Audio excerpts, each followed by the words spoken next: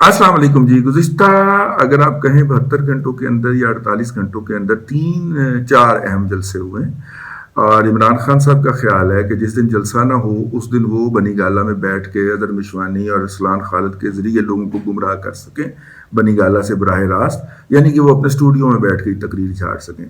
और हफ्ते के रोज़ भी उन्होंने कहा कि ये खाली क्यों जाए, तो उस दिन उन्होंने तकरीर कर ली। F9 पार्क का जो मौका था वो ऑन शिराजी साहब कोई साहब है, मेरे खिलाफ 2-3 व्लॉग भी कर चुके हैं, तो वो दिखा रहे थे कि जनाब वहाँ पे 150 कुर्सियाँ हैं और 50-55 के करीब लोग हैं, बाकी 100 कुर्सियाँ खाली पड़ी हुई हैं और सामने इमरान खान की स्पीच चल रही है।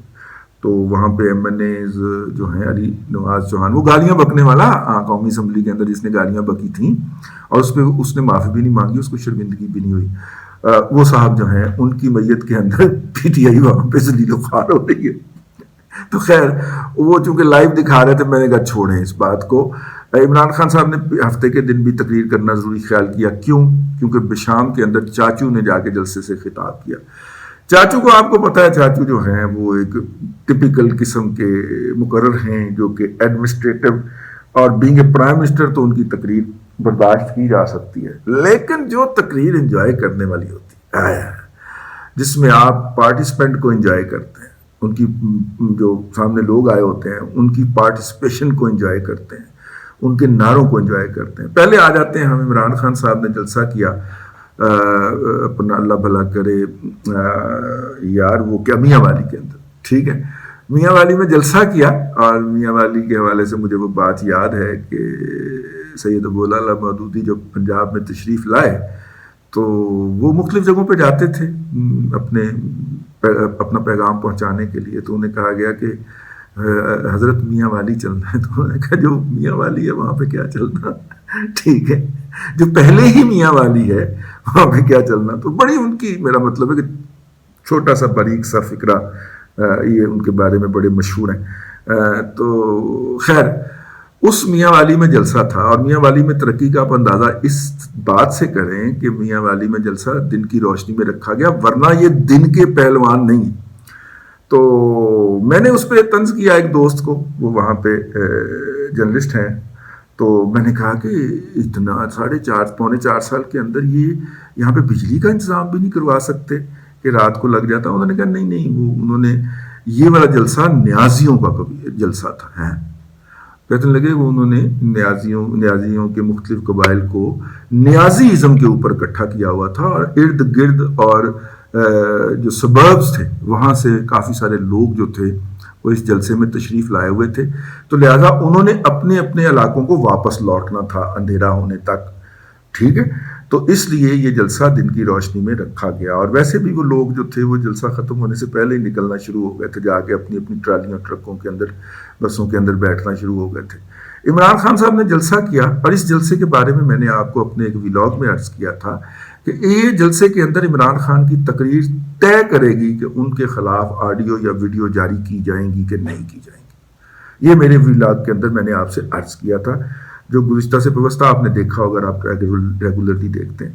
इस तकरीर ने तय कर दिया कि इमरान खान साहब के खिलाफ ऑडियो भी जारी होंगी और वीडियो भी जारी होंगी, क्योंकि ना सिर्फ कि उन्होंने इसके अंदर बदजुबानी फरमाई हुकूमत के ख़िलाफ़, बल्कि फ़ौज के ख़िलाफ़ भी फरमाई, और उसको बाकायदा धमकियाँ दी कि अगर मेरे कारकुनों को हाथ लगा तो इस हुकूमत को और इसके हैंडलर्स को, यानी वो समझते हैं कि जिस तरह मैं लाया गया था और मेरे हैंडलर्स थे, इसी तरह ये हुकूमत लाई गई है और इसके भी हैंडलर्स वही हैं जिन्होंने पहले मुझे हैंडल किया था, ठीक हो गया। तो उन्होंने अपने हैंडलर्स को कहा कि जनाब, मतलब उनके हैंडलर्स को भी नहीं छोड़ूंगा। उस फिक्रे के ऊपर मैंने ऐसे हाथ मारा, मैं कह ला भाई कम पै गए। अब जो लोग वीडियो के इंतज़ार में बैठे हुए हैं, अब उनको ज़्यादा जो है वो इंतज़ार नहीं करना पड़ेगा और ज़्यादा मायूसी का शिकार नहीं होना पड़ेगा।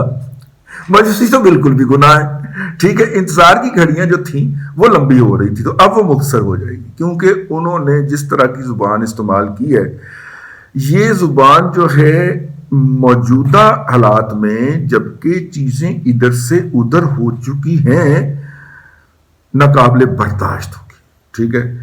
पहली بات یہ ناقابل برداشت تھی جو میں اپنے ایک اور ولاگ کے اندر عرض کر چکا ہوں کہ یہ تاثر پھیلایا جانا اور اندرون اور بیرون ملک سے اور لٹائر حضرات کی طرف سے یہ تاثر کے ادارے کے اندر کوئی تقسیم ہے، یہ ناقابل برداشت بات تھی، اور یہ مختلف ذرائع سے اس کا ابلاغ کیا گیا، ان کو کمیونیکیٹ کیا گیا کہ بھائی جان یہ بات قابل قبول نہیں ہے۔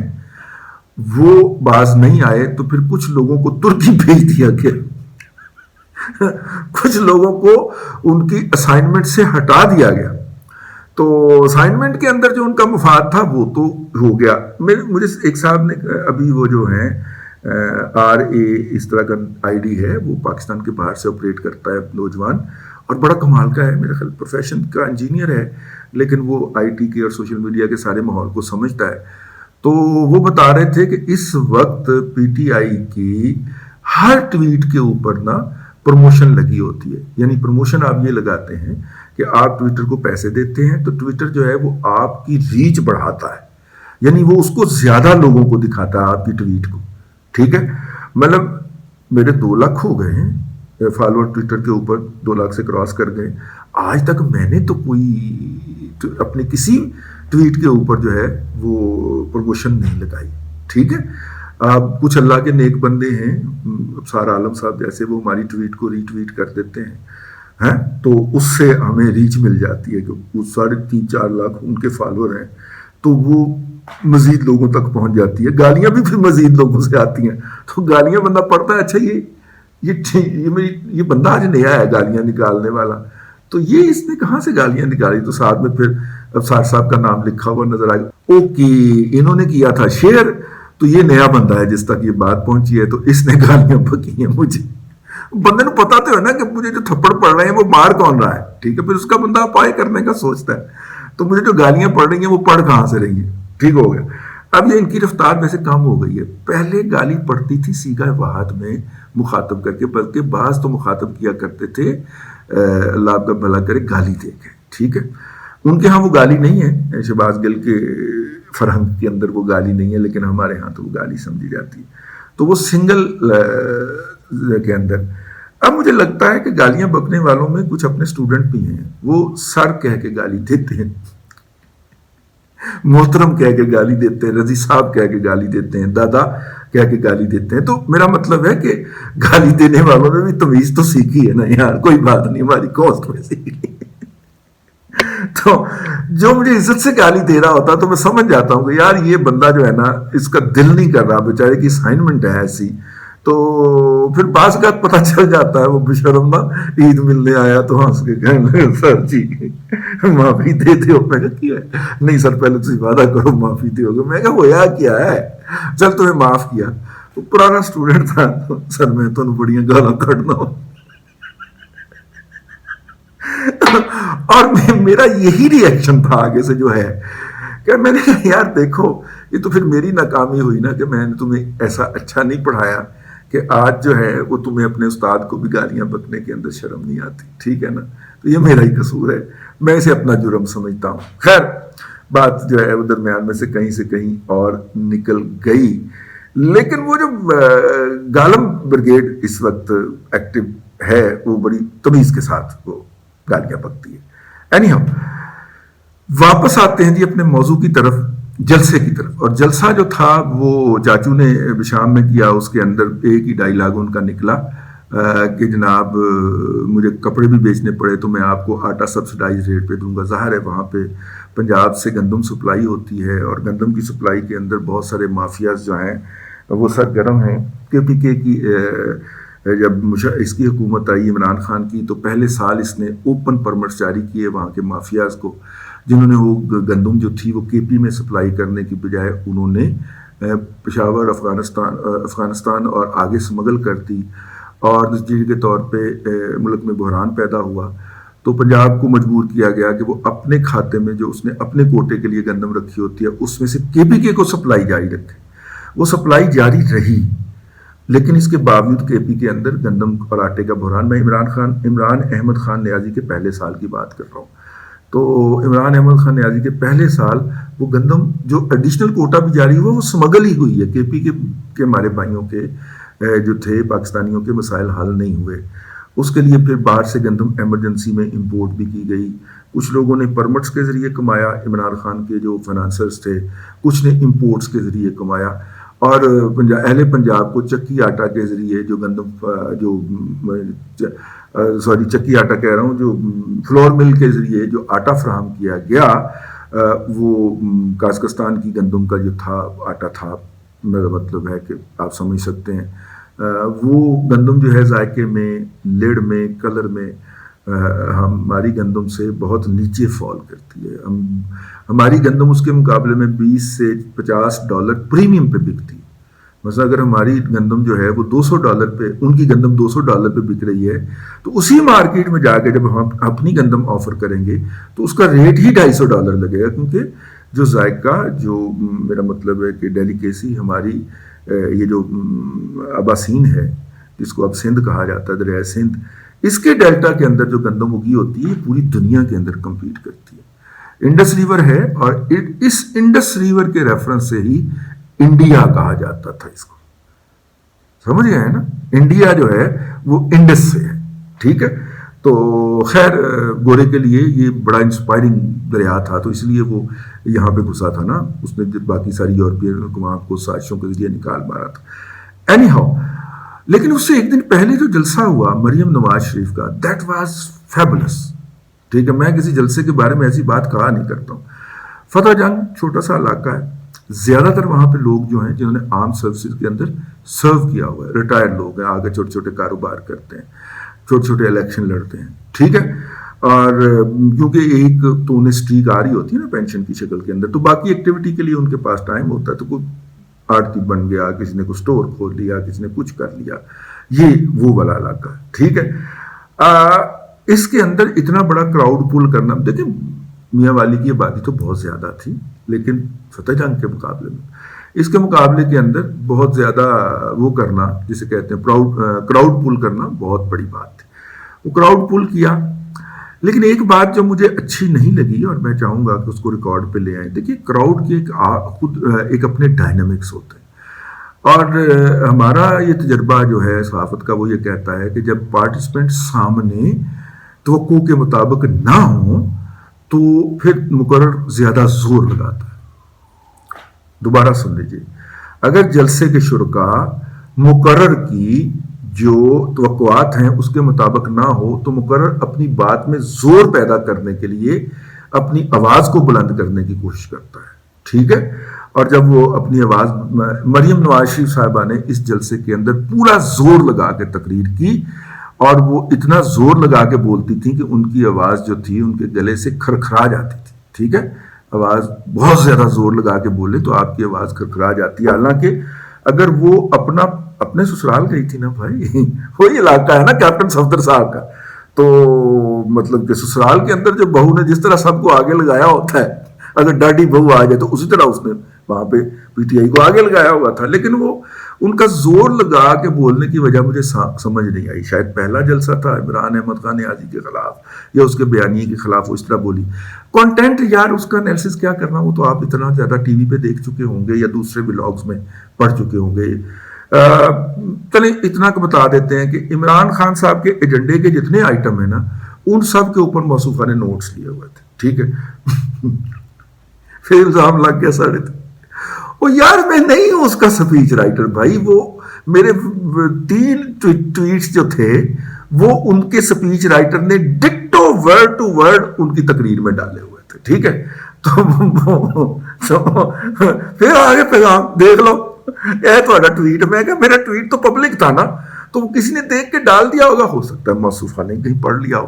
لیکن کہاں ہماری اتنی قسمت کہاں ہے کہ وہ ہمارا ٹویٹ پڑھتی ہوں یا اسے ری ٹویٹ کرتی ہوں. لیکن میرے 3 ٹویٹس تو اس میں لوگوں نے برآمد کر کے وہ ویڈیو کلپ کے ساتھ، اے دیکھو، اے تسی لکھیا سی تے اے دیکھو. میں کہا سر یار ایک کامن سینس کی بات جب آپ لکھتے ہیں تو وہ کامن بھی ہو سکتی ہے نا، کسی اور کے دماغ میں بھی اسی طرح سوچ سکتا ہو رہا ہوتا ہے. ٹھیک ہے نا؟ ہاں، جویریہ صدیق اور شفا یوسف زئی کا اگر کالم مل سکتا ہے تو میرے ٹویٹس اور مریم نواز شریف کی تقریر کیوں نہیں مل سکتی یار؟ ٹھیک ہے، سیدھی سی بات ہے. تو خیر وہ انہوں نے اس کے اندر کہے، لیکن مطلب کہ سیلفی گروپ چھایا ہوا تھا کل ان کے ساتھ ساتھ، ٹھیک ہے، وہ پتہ ہے آپ کو کون، سیلفی گروپ چھایا ہوا تھا، لیکن انہوں نے وہ جو تھا وہ سارا کچھ کیا۔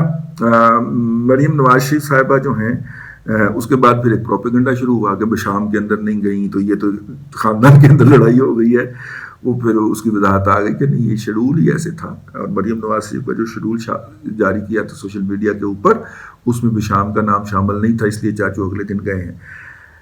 کہنے کا مطلب یہ تھا کہ اگر مریم نواز شریف نے جو ٹون سیٹ کی ہے، آپ جب ٹون سیٹ کرتے ہیں تو اس سے آپ نے اوپر جانا ہوتا، نیچے نہیں آنا ہوتا، تو لہٰذا نارملی لوگ لوور ٹون میں شروع ہوتے ہیں، ایسا نہیں ہے۔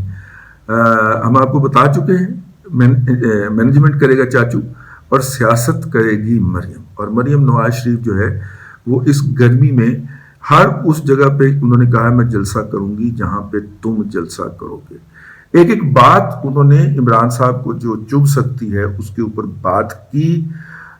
گوگی جو ہے وہ آج کل سافٹ ویلی بنا لی ہوئی ہے عمران خان صاحب نے اپنی، انہوں نے اس کے بارے میں بھی فکرے اچھالے، یہ تقریر میں تو پھر فکرے وہ پورے اس کے ساتھ اچھالے گئے۔ پہلا جو جوابی حملہ تھا مریم نواز شریف کا عمران خان کی تقریر کے اوپر، اور وربل حملہ تھا، ٹویٹر کے اوپر تو وہ سپیئر نہیں کرتی لیکن وربل حملہ تھا، اس میں مریم نواز شریف نے ڈومینیٹ کرنے کے جنون کے اندر زیادہ زور لگایا۔ میری ان کے جو ایڈوائزرز ہیں ان کو یہ گزارش ہوگی کہ ایسا نہ کریں، انہوں نے بھی لمبی کمپین کرنی ہے تو جلدی ایگزاسٹ نہ ہو جائیں، اوپر سے موسم بڑا شدید ہے، تو اپنی نارمل جو ان کی پیس ہوتی ہے وہ لے کے چلنا چاہیے۔ اب اس سے اوپر آپ تو نہیں جا سکیں گے نا، تھوڑا سا ٹھیک ہے، لیکن وہ بھائی سسٹم وہاں پہ آڈیو سسٹم بھی تھا، پی ٹی آئی نے دکھایا کہ پیچھے کرسیاں بھی خالی تھیں، ٹما لوگ تھے۔ پی ٹی آئی کس طرح جلسوں کو مینج کرتی ہے وہ آپ کو میں عرض کر دوں۔ پی ٹی آئی آپ کو اسلام آباد کا جلسہ تو یاد ہوگا، انہوں نے تمام میڈیا کو نکال دیا تھا اور کہا تھا کہ آن ایئر وہ چیز جائے گی جو ہم آپ کو دیں گے، اور انہوں نے او بی وین ہائر کر رکھی ہے، اس میں سے سگنل فائنل کر کے نکالتے ہیں، اور اس کے اندر وہ پرانی ویڈیوز دکھانے، مختلف جلسوں کی ویڈیو دکھا کے تو جلسے کو بہت بڑا میڈیا پہ دکھا لیتے ہیں۔ یہ ہنر ابھی تک پی ایم ایل این کو نہیں آیا۔ میری دعا تو خواہش تو یہی ہے کہ آئے بھی نہ، جینوئن چیز سامنے آئے، لیکن جب سامنے کھڑا ہوا شخص ہے کہ مسلسل جال سازی کیے جا رہا ہے تو اس جال سازی کا یا تو توڑ کریں یا پھر آپ بھی وہی جال سازی کریں، ورنہ لوگوں کو پہلے بھی اس نے گمراہ کیا تھا، اب بھی گمراہ کر سکتا ہے۔ لیکن مئی از دا ڈی ڈے، مئی کے اندر بہت سارے لوگ اپنی جگہ پہ نہیں ہوں گے تو پھر یہ جلسے ولسے بے معنی ہو جائیں گے۔ جن کو براہ راست دھمکی لگائی تھی انہوں نے فائلیں اگر نچلے دراز میں رکھی ہوئی تھیں تو نکال کے ٹیبل کے اوپر رکھ لی ہیں، اور وہ جو اوپر فیتا نہیں لگا ہوتا، فیتا فلیپ وغیرہ وہ بھی کھول لیا ہے، اور اب فائلوں کی ورک گردانی شروع ہو گئی ہے۔ اتنے بڑے سکیمز ہیں کہ آپ کو گوگی جو ہے وہ اس کے اندر پوری ایک ڈاٹ لگے گی اس پورے بلیک بورڈ کے اوپر، ٹھیک۔ ہمارے پاس بھی ان کی کچھ اطلاعات ہیں، لیکن ہم نے کہا جی کاغذ بھجوائیں گے تو ہم بات کریں گے، کیونکہ کل اسی پھنس گئے تو اس نے موبائل بند کرا دیں، ٹھیک۔ اب تک کے لیے اتنا ہی، اگلے ولاگ میں پھر حاضری ہوتی ہے۔ اللہ تبارک و تعالیٰ آپ کو آسانیاں عطا کرے اور آسانیاں خلق خدا میں تقسیم کرنے کی توفیق عطا کرے۔